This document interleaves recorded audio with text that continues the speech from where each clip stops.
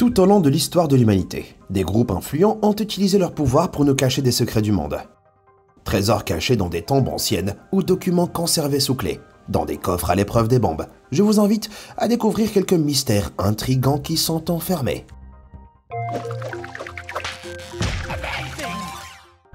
Numéro 10. L'Arche Alliance. Selon la Bible chrétienne, Moïse est descendu du mont Sinaï avec les 10 commandements et les a placés dans un énorme coffre en or. Mais que vous soyez chrétien ou simplement fan d'Indiana Jones, vous connaissez peut-être ce coffre par son nom célèbre, l'Arche d'Alliance. Selon la légende, l'arche a passé des siècles au Moyen-Orient avant de disparaître lors du siège de Jérusalem en 586 avant Jésus-Christ. Pour la plupart d'entre nous, la piste s'arrête là, bien que certains pensent que l'arche ait été déplacée vers le sud, en Afrique. Pendant plus de 1000 ans, groupes religieux et archéologues ont cherché la relique disparue dans le monde entier. Les religieux de l'église de Notre-Dame Marie de Sion, en Éthiopie, pensent cependant que la chasse est déjà terminée et affirment que l'arche est enfermée dans leur trésorerie. La seule personne autorisée à accéder à l'arche serait un seul moine ayant le statut de gardien. Cette lignée de gardiens remonte à l'arrivée supposée de l'arche il y a 3000 ans. Ces hommes pourraient-ils faire partie d'une confrérie qui protège depuis des millénaires l'une des plus importantes reliques du monde? Des détracteurs occasionnels ont affirmé que l'arche de l'église était vide, mais personne n'en est officiellement certain. Si l'on se fie à Indiana Jones, il est peut-être préférable de ne pas l'ouvrir pour le découvrir. Numéro 9. Skulls and Bones. Grâce à leurs immenses ressources et à leurs liens avec des familles puissantes, les universités d'élite sont un haut lieu à la fraude dans les hautes sphères de la société. Mais dans le cas de la plus tristement célèbre société secrète de Yale, cela ne pourrait pas être plus littéral. La Skull and Bones Society est un groupe extrêmement exclusif qui remonte aux années 1830. Elle a compté 3 anciens présidents parmi ses membres, ainsi que d'innombrables célébrités et politiciens. Les Bush, dont George W. et son vieux père sont également des membres éminents. Toutefois, le Bush le plus impliqué est le grand-père du 43e président, Prescott Bush. En 1918, Prescott Bush et quelques collègues Bonesmen se seraient introduits dans un cimetière et auraient exhumé le squelette du célèbre chef amérindien Apache Geronimo. Ils ont apporté son crâne dans leur quartier général, ce qui a valu au bâtiment son nom actuel, la tombe, étant donné que le fils et le petit-fils de Prescott sont tous deux devenus présidents. Il semble qu'il ait réussi à éviter la malédiction habituelle qui accompagne le fait de déranger un cimetière amérindien. Tous les membres de la société prêtent serment de garder le secret sur ce qui se passe entre les murs de leur QG, de sorte que personne n'a jamais confirmé publiquement la résidence du sinistre trophée, ou d'ailleurs sa présence sur les lieux. Les descendants de Geronimo ont intenté un procès contre la société pour récupérer le crâne des années plus tard. Mais un juge fédéral a rejeté leur demande. Étant donné la vétusté des restes, la famille n'y avait pas droit de toute façon. Ce rejet ne provenait-il pas d'un autre personnage puissant protégeant un secret troublant? Dites-moi ce que vous en pensez dans les commentaires ci-dessous. Numéro 8. Le lieu de repos de Khan. Gengis Khan était l'un des souverains les plus redoutés de l'histoire de l'humanité. À son apogée, son empire mongol contrôlait 2 fois plus de terres que l'empire romain. Alors, à quoi ressemble la grande tombe d'un personnage aussi légendaire? Eh bien, les historiens se posent encore la question, et c'est exactement ce que voulait Khan. Le grand Khan ne plaisantait pas lorsqu'il a demandé que le lieu de sa sépulture reste secret. Selon la légende, 30 000 personnes ont participé à la construction de sa tombe, et une fois le travail terminé, elles ont toutes été exécutées. Une fois le site enterré, 1000 chevaux ont piétiné le sol, dissimulant ainsi toute trace de l'existence de cette tombe. Tous ceux que le cortège funéraire du Khan rencontrait en chemin étaient également massacrés, afin d'éviter que quiconque ne découvre l'itinéraire. Ils auraient même détourné une rivière pour cacher l'emplacement de sa tombe. Vous parlez d'extermination. Beaucoup pensent que cette rivière est la rivière Onon qui traverse la Russie et la Mongolie. Mais vu qu'elle fait 800 km de long, il n'est pas surprenant que personne n'ait encore trouvé le lieu du repos du grand Khan. Mais celui qui y parviendra fera presque autant partie de l'histoire que Gengis lui-même. Numéro 7. Le roi classifié. Pendant son combat pour les droits civiques en Amérique, Martin Luther King Jr. a été attaqué de toutes parts, mais qui l'a poursuivi avec le plus d'acharnement? Le FBI. Le directeur du bureau de l'époque, J. Edgar Hoover, considérait Martin Luther King comme l'une des plus grandes menaces pour la société américaine de l'époque. La haine personnelle de Hoover pour le leader des droits civiques l'a conduit à recourir à des pratiques particulièrement louches pour le faire tomber. En 1964, le FBI a notamment envoyé une lettre anonyme à Dr. King, l'accusant d'être adultère et odieusement mauvais, et l'encourageant à se suicider. Mais malgré le ton menaçant de cette lettre et d'autres instances similaires, King continue son combat. Hoover le place alors sous une surveillance quasi constante, mettant sur écoute sa maison, ses chambres d'hôtel et sa voiture, bien que l'existence de ce projet ait été confirmée. Personne en dehors du bureau n'a vu les fichiers que le FBI a rassemblés sur King, qui en plus ne devraient pas être déclassifiés avant 2027. De nombreuses théories circulent au sujet des 10 dossiers. Certains croient les affirmations de Hoover selon lesquelles King menait une vie privée dissolue, tandis que d'autres affirment que le FBI a tenté sans relâche de le piéger et de manipuler des preuves douteuses. Mais tant que le FBI n'aura pas publié les enregistrements, personne n'aura de certitude. Numéro 6, le trésor caché des Indiens. Une série de grottes creusées par l'homme dans le nord de l'Inde a longtemps été associée à la légende d'un trésor caché. Le nom collectif des grottes, Son Bandar, se traduit par « magasin d'or » dans le dialecte local, et a attiré de nombreux visiteurs à la recherche de trésors. Les experts estiment que les grottes pourraient remonter à l'an 300. Et les sculptures qui s'y trouvent laissent fortement supposer la présence d'un vaste trésor caché quelque part. Mais le plus grand mystère de Son Bandar est un message effacé gravé dans la deuxième chambre, écrit dans une langue obscure et apparemment perdue. Personne n'a été en mesure de le traduire malgré des siècles d'efforts. Les habitants de la région pensent qu'il s'agit d'une sorte de mot de passe ou d'instruction qui, s'il est traduit, pourrait révéler le moyen d'accéder au trésor qu'il renferme. Sous le régime impérial, les soldats britanniques ont tenté de résoudre le mystère par la force. Et les murs portent encore les marques de leurs coups de canon. Mais leurs efforts n'ont rien révélé, et pour l'instant, le trésor, s'il existe, reste bien caché.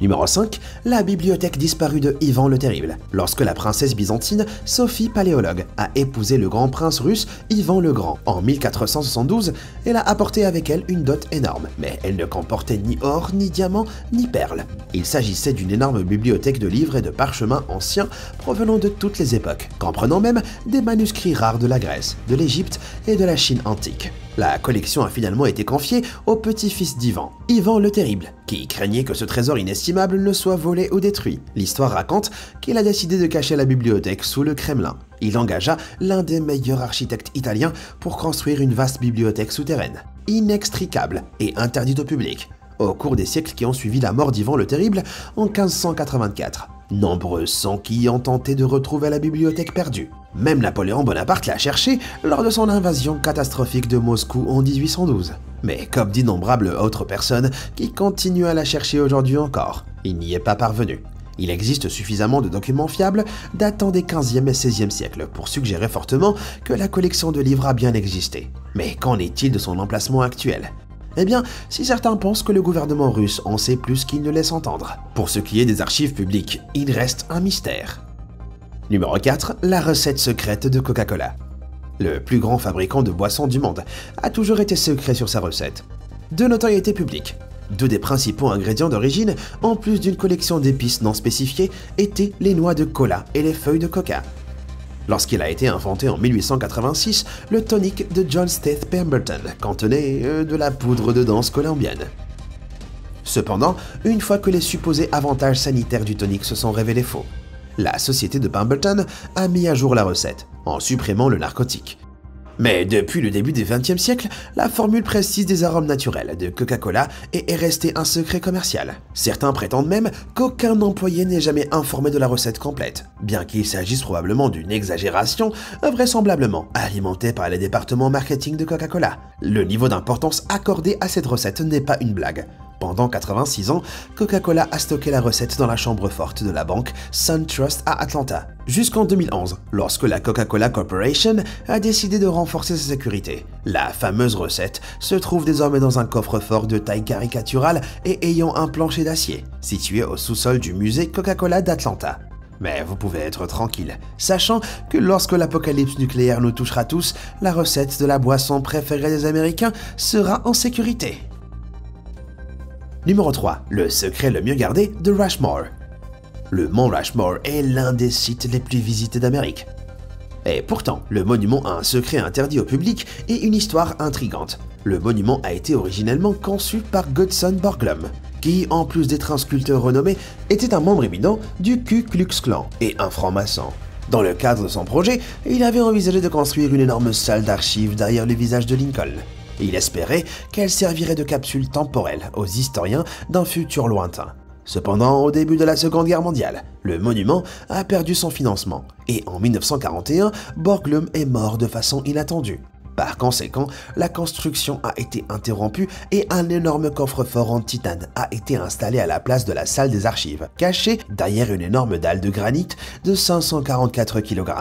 Cependant, l'appartenance de Borglum à de nombreuses sociétés secrètes a amené certaines personnes à se poser des questions. Pourrait-il y avoir une autre raison pour laquelle il est strictement interdit au public de pénétrer dans la chambre forte? Borglum aurait-il voulu que le site soit utilisé comme un hommage de longue date aux sociétés obscures auxquelles ils appartenaient, cachés à la vue de tous, se moquant des visiteurs sans le savoir? Ou est-ce un lieu de rencontre cérémoniel pour ses associés? À moins que quelqu'un ne soit assez courageux pour asséner une pioche au-delà de la racine des cheveux de Lincoln. Nous ne le saurons peut-être jamais. Numéro 2. Le passage secret présidentiel. Chaque président a apporté sa touche personnelle à la Maison-Blanche, mais certains sont allés plus loin, et plus profondément que d'autres. Harry Truman, Franklin Roosevelt et Ronald Reagan ont tous supervisé des projets visant à relier la Maison-Blanche à un réseau souterrain de tunnels. Ces passages permettraient une fuite rapide en cas d'attaque contre le président et un accès facile à un abri anti-bombe situé à proximité. Quant aux entrées de ces tunnels, selon le site officiel de la Maison-Blanche, l'une d'entre elles est dissimulée derrière un panneau mural mécanique dans le bureau ovale. Mais selon certaines théories, une autre issue de secours se trouverait sous le bureau présidentiel, sous la forme d'une trappe et d'un escalier secret. Vu qu'une issue de secours est officiellement confirmée, une deuxième est certainement concevable. Après tout, ce ne serait pas une mauvaise idée de détourner les attaquants potentiels de la véritable sortie, n'est-ce pas? Mais quelle que soit l'issue de secours réelle, nous ne pouvons que spéculer sur son aspect interne ou sa destination réelle. Numéro 1. La voûte de l'église de Scientologie. Vu d'en haut, on pourrait croire que les extraterrestres sont responsables de ce spectacle baroque, et ce n'est pas loin de la vérité. Située au milieu du désert du Nouveau-Mexique, la base de Trementina de l'église de Scientologie est entourée de mystères. Deux énormes anneaux sont sculptés dans le paysage, spécialement conçus pour aider les scientologues venus d'ailleurs dans l'univers à trouver un sanctuaire et à accéder aux secrets qu'ils renferment. Oui, cela semble fou. Mais c'est le but officiel selon d'anciens scientologues, contrairement aux extraterrestres. Cependant, le reste d'entre nous ne peut pas simplement s'y promener. Des clôtures entourent les anneaux, ainsi que la base de montagne et la piste d'atterrissage qui les accompagne. Et une force de sécurité protège les secrets de la base. Selon les porte-paroles officiels de l'église, la base comprend une chambre forte nichée dans une enceinte souterraine. La chambre forte contient les écrits, les films et les enregistrements du fondateur de la scientologie, Ron Hubbard, qui sont enfermés dans des capsules en titane. Bien que cela soit certainement intriguant en soi, une installation aussi vaste abrite sans aucun doute toutes sortes d'artefacts, pratiques et cérémonies hallucinantes. Mais étant donné le mystère de la scientologie, à moins d'être prêt à payer le prix pour rentrer dans les hautes sphères de la secte, de la religion, il est presque impossible d'y avoir accès. Alors, quel mystère verrouillé souhaiteriez-vous voir ouvert au public? Laissez vos suggestions dans la section des commentaires ci-dessous et merci d'avoir regardé cette vidéo. Et comme toujours, à bientôt.